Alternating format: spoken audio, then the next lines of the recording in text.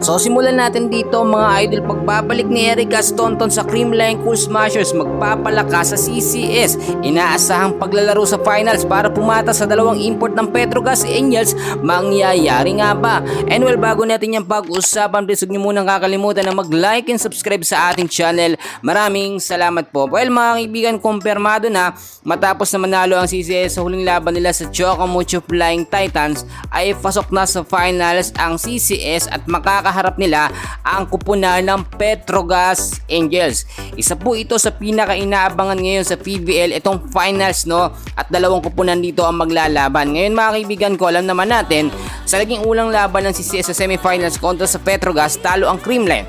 At maraming mga CCS fans ang umapila dahil nga po dalawang import nga daw ang ginamit ng Petrogas, which is si Brook Bansikel at si MJ Phillips, no? Marami nagsasabi half Filipino naman daw, pero si MJ Phillips ang ginamit noon ng Petrogas bilang kanilang import, no? At alam natin ngayon parang medyo dihado ang Creamline.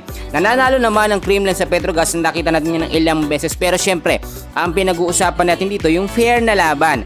At dahil nga po nakabalik na etong si Erica Staunton, maglalaro siya sa Creamline, no? Sa ABC Cup 2025. Pero dahil napaaga ang kanyang pagdating sa CCS mga kaibigan, posible nga bang maglaro ito sa finals ng PBL?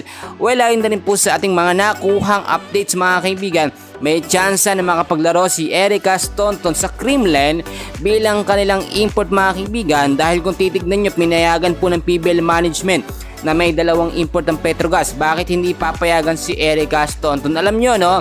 Pag sinasabi natin All Filipino Conference, dapat puro Pilipino, pure-blooded. Hindi yung half lamang, no? Or yung sinasabing Phil-Am.